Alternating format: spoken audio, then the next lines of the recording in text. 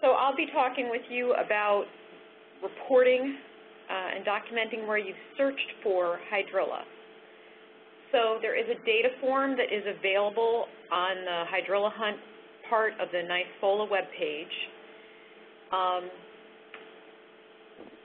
Scott will talk more about this at the end, but I just wanted to point out that if you are using iMap to enter your observation data, if you find a suspicious plant, you can go ahead and enter that in iMap, and then later, if, with your pictures, and if Scott needs more information, then he'll ask for the specimen, and he'll talk about, collecting the specimen while you're there in case he needs it, but you don't have to mail them right away.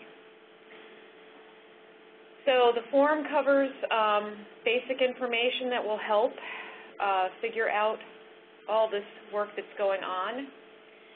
And if you are choosing to, if you are planning to enter your data into iMap, that's very helpful, and there's 3 parts of that data entry that I will cover. One is if you find a suspicious plant and you're entering the observation location and uploading photos. The other is the survey work, and this is where,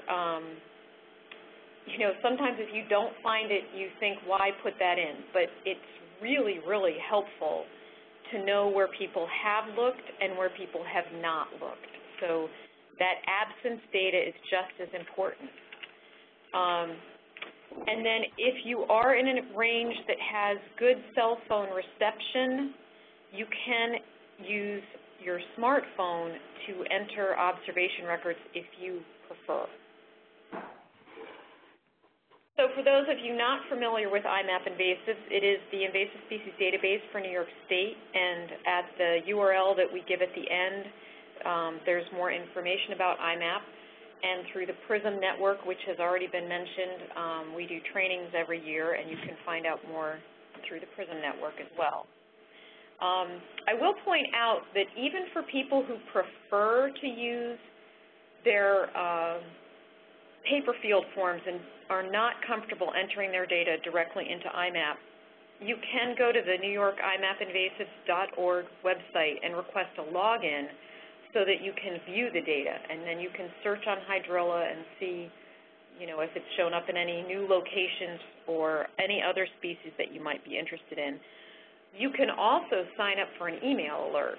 So if you would like to be notified if we confirm something in your watershed or your county, you can do that through iMap as well.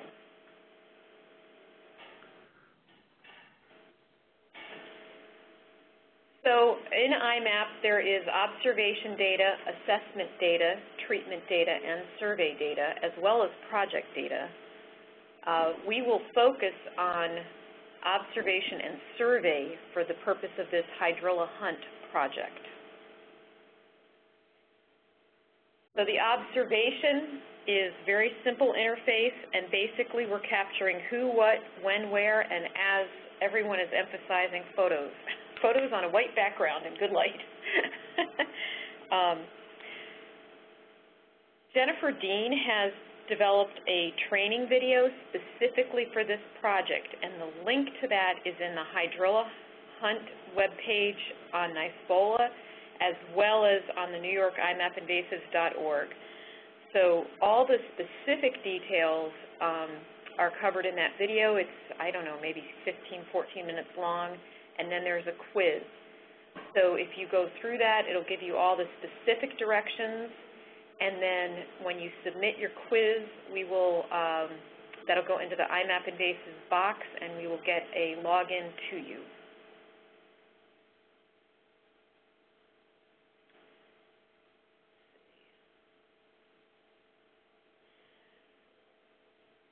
The other part, as I mentioned, is recording where you have looked. And hopefully most of that search data that is entered as a survey record will be absence data. And to enter that, you can put in a place name in the box, and it'll go close to where a city name like Albany or Schenectady or a town in the Adirondacks or a town, wherever you're looking. You put in the search name and the map will zoom there, and then you want to create a polygon that shows the area that you searched. And you don't have to be too concerned that it's the exact area, just so we get a sense of the area. It is very important, one of the fields is project, and you do want to pick Hydrilla Hunt project so that Scott can group all the records together and see how the effort is progressing. If you did not detect species, then under target species detected, you would choose none detected. So as I mentioned, Jennifer Dean has done a video of this that goes through each of the screenshots step by step. And if you have any questions, of course, the iMap Invasives